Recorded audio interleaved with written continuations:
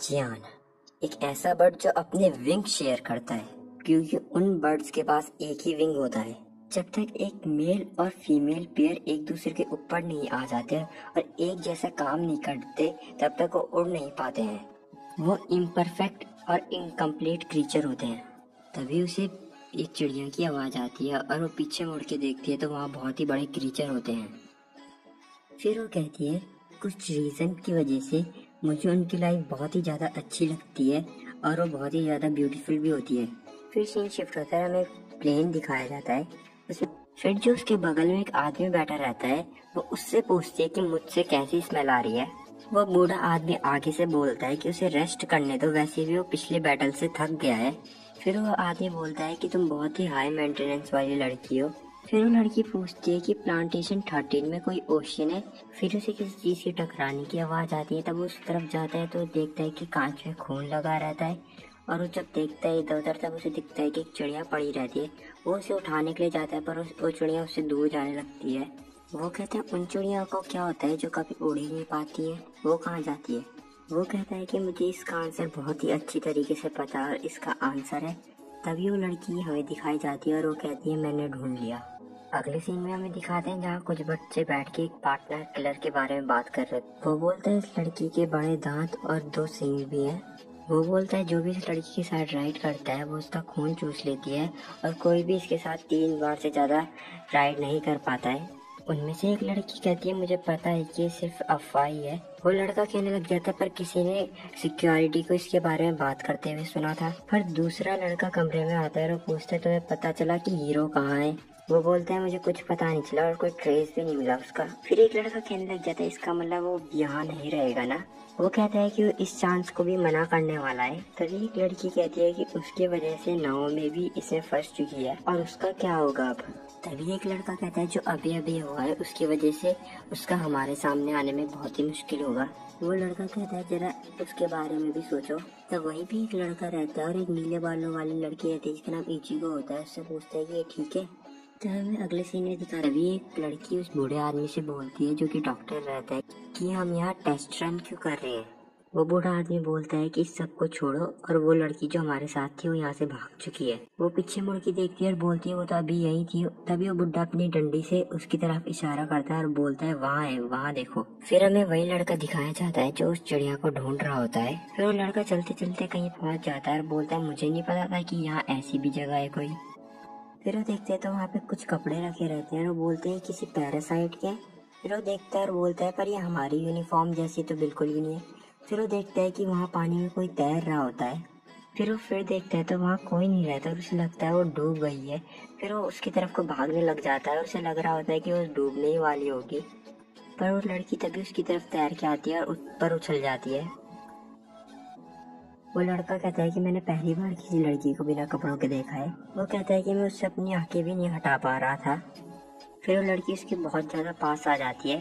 तभी वो हिलता है और वो कहती है मुझे लगा था कि तुम मर चुके हो। फिर वो लड़का उस लड़की से पूछता है कि तुम भी एक पैरासाइट हो। वो पूछता है कि तुम यहाँ क्यों ना आ रही थी। वो कहती है कि बहुत ही ज़्यादा अजीब है क्योंकि मैंने सुना था कि समुद्र का पानी नमकीन होता है। वो लड़का बताता है कि ये कोई समुद्र नहीं है। वो लड़की कहती है कि मुझे इतना पता है। फिर वो लड़की उस लड़के को बोलती है कि तुम तैरने नहीं जा रहे हो। वो लड़का कहता है नहीं, मैं ठीक हूँ। वो लड़की बोलती है पर मुझे यहाँ तैरने में बहुत ही ज़्यादा मज़ा आ रहा था। वो लड़की बोलती है उस लड़के से पर तुम मुझे इतनी देर से घूर रहे थे, मुझे लगा कि तुम्हें भी तैरना होगा। वो लड़का बोलता है मैं तुम्हें इसलिए घूर रहा था, मुझे लगा कि तुम डूबने वाली हो और मैं वहाँ तुम्हें बचाने आ रहा था। फिर वो लड़का उस लड़की को कहता है कि तुम जल्दी से अपने कपड़े पहन लो। वो लड़की कहती है मैं समझ गई हूँ कि तुम एक ठरकी हो। वो लड़का कहता है ऐसा क्यों। वो लड़की बोलती है जरा अपने हाथ में तो देखो। उसके बाद वो लड़का घबरा जाता है। उसके बाद वो उस लड़की को उसके कपड़े वापस दे देता है जो उसके हाथ में रहते हैं। फिर वो लड़की हंसते हंसते कहने लग जाती है कि तुम्हारा मुंह देखने लायक था। वो कहती है पर तुम मुझे बचाने के लिए कूदे इसलिए थैंक यू। फिर वो अपने कपड़े पहन लेती है। उसके बाद वो लड़की उस लड़के से पूछती है कि तुम भी एक पैरासाइट हो कि तुम्हारी यूनिफॉर्म भी हमारी तरह है। वो लड़की बोलती है तो तुम क्या पायलट नहीं करते। वो बोलता है कि मैं पायलट कर नहीं सकता हूँ। फिर वो बोलने लग जाता है कि मेरे पास अब एबिलिटी नहीं है पायलट करने की। वो कहता है कि इसकी वजह से मेरे पार्टनर पे भी बहुत ज़्यादा इफेक्ट पड़ रहा है। फिर वो लड़की कहती है तब तो तुम बिल्कुल मेरी ही तरह हो। वो लड़की कहती है कि मैं भी हमेशा अकेले ही थी इन सींगों की वजह से। वो लड़की बोलती है अगर तुम्हारे पास कोई पार्टनर नहीं है तो बस किसी और को ढूंढ लो। वो कहती है अगर तुम किसी को ढूंढ नहीं सक रहे हो तो किसी का छीन लो। फिर वो लड़की उस लड़के को चाहती है और बोलती है तुम्हारा टेस्ट बहुत ही ज्यादा अच्छा है। फिर वो लड़का उस लड़की को देखने लग जाता है। वो लड़की कहती है कि तुम्हें किस चाहिए थी। लड़का कहता है कि किस क्या होता है। वो लड़की कहती है तुम्हें नहीं पता किस क्या होती है। वो बोलती है कि ये एक बहुत ही ज्यादा स्पेशल थिंग होती है। फिर वो लड़की बोलती है उस लड़के को कि फिर वो लड़की बोलती है तुम्हारे अंदर की एबिलिटी अभी तक एक्टिव नहीं हुई, पर अगर तुम मेरे साथ हो तो मैं तुम्हारे लिए उसे एक्टिव कर सकती हूँ, और वैसे भी तुम्हें मेरे हॉर्न से डर नहीं लगता ना। फिर वो लड़की अपना हाथ आगे बढ़ाती है और वो लड़का ही बढ़ाता है, पर तभी वहाँ पे लोग आ जाते हैं। वो लोग कहने लग जाते हैं कि हम तुम्हें ही ढूंढ रहे थे और तुम ऐसे ही कहीं पे भी भागना बंद कर दो। वो लड़की कहती है वैसे भी कल तक कुछ नहीं होने वाला जब तक सेरेमनी नहीं होती। आदमी रहता है वो कहता है पर उसकी वजह से मुझे नुकसान होता है। फिर वो आदमी उस लड़के से कहने लग जाता है अगर इसने तुम्हें परेशान किया हो तो इसे माफ कर देना। फिर वो आदमी उस लड़के को बोलता है मैं तुम्हें एक एडवाइस देता हूँ कि इस लड़की से दूर रहना। फिर जब वो लड़की जा रही होती है तब वो लड़का बोलता है कि तुम्हारा नाम क्या है।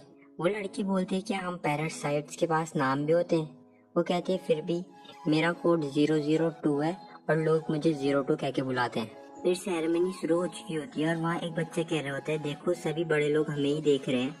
फिर वहाँ पे एक लड़की रहती है जिसका नाम इचिगो रहता है। वो इधर उधर देख रही होती है तभी एक लड़का बोलता है कि फोकस करो सेरेमनी पे कि सब हमें ही देख रहे हैं।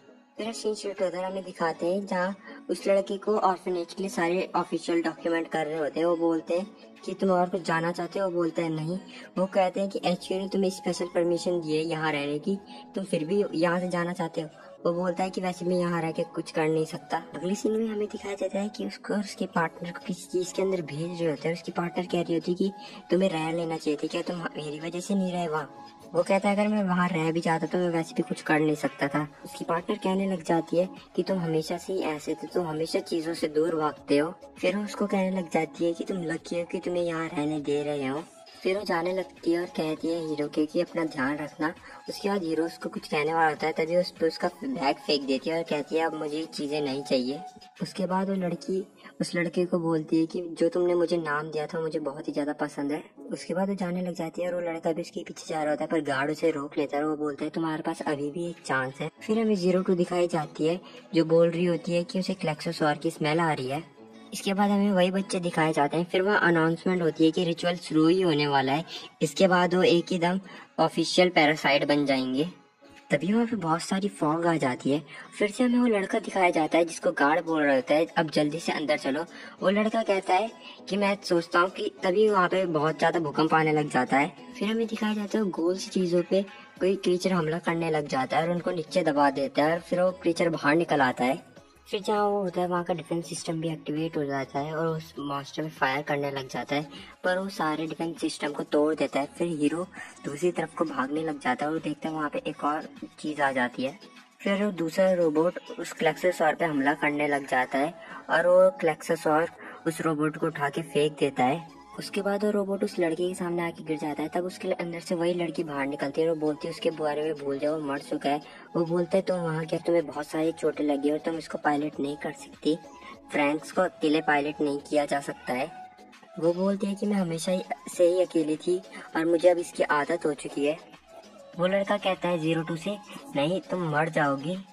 02 कहती है कि मुझे मरने से डर नहीं लगता, वैसे भी वो चीज अब हिलना शुरू कर देगी और जैसे ही वो हिलना शुरू करेगी वैसे भी सब मर ही जाएंगे। वो लड़का 02 को बोलता है तो मुझे भी अपने साथ ले जाओ। फिर 02 कहती है उस लड़के से कि तुम सच में मेरी तरह हो।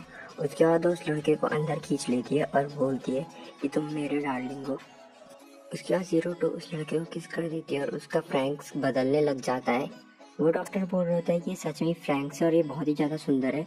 उसके बाद वो फ्रैंक्स उस क्लेक्सोसॉर पे हमला करने लग जाता है, उसको आराम से हराना शुरू कर देता है और उसके बाद उस पर अपना अटैक करता है। उसके बाद उसे हरा देता है। और 02 उस लड़के को लेके बाहर निकल आती है और वहाँ जो नीचे बच्चे खड़े रहते हैं वो बोलते हैं हीरो वो वहाँ क्या कर रहा है। फिर वो देखते हैं कि वहाँ कोई और भी रहता है। वो कहते हैं ये तो वही लड़की है जो पार्टनर किलर है। फिर वहाँ पे जो एक लड़की रहती है वो बोलती है मैं तुम्हें इससे इंट्रोड्यूस कराती हूँ। इस लड़की का नाम 02 है और इसके अंदर क्लेक्सोसॉर का ब्लड है। फिर 02 हीरो को देख के बोलती है आखिरकार मैंने तुम्हें ढूंढ ही लिया मेरे डार्लिंग। और यही हमारा एपिसोड फर्स्ट खत्म हो जाता है।